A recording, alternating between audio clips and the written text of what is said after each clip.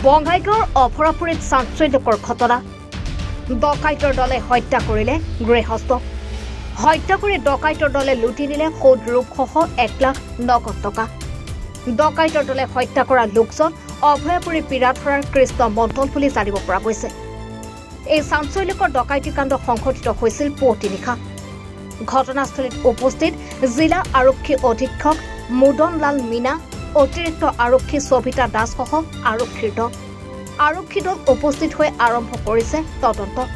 উল্লেখ্য যে পত্নীয়ে জনোৱামতে ডকাইতৰ দলে কৃষ্ণ মণ্ডলক হত্যা কৰি পত্নীকো বাহিৰৰ পৰা দুৱাৰ বন্ধ কৰিছিল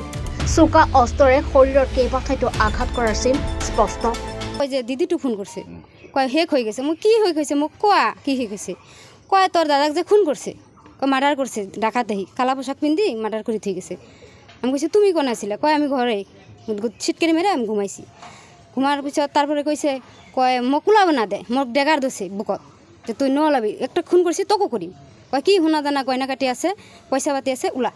তেনেহ'লে তোক খুন কৰিম তারপরে তুই উলাই দিছে ডেকার ধরি আছে আর দুজনে ধরি আছে আর উলাই বাইকর কিবা কিবা আছে ওলা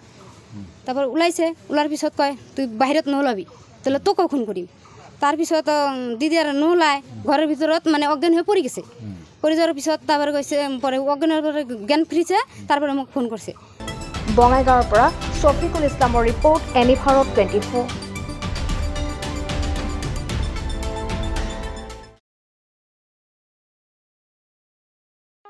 ৰব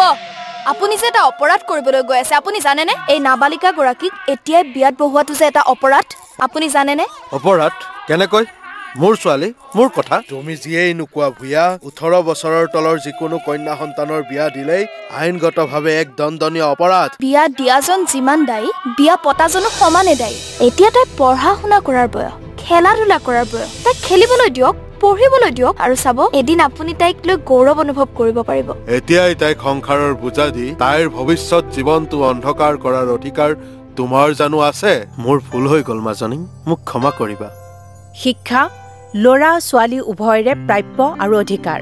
আপোনাৰ কন্যা সন্তানক তাইৰ এই প্ৰাপ্যৰ পৰা বঞ্চিত নকৰাব বাল্য বিবাহ ভাৰতীয় আইনৰ দ্বাৰা বিহিত এক দণ্ডনীয় অপৰাধ এনে অপৰাধ কৰি আপোনাৰ কন্যা সন্তানৰ ভৱিষ্যত অন্ধকাৰৰ মাজলৈ ঠেলি নিদিব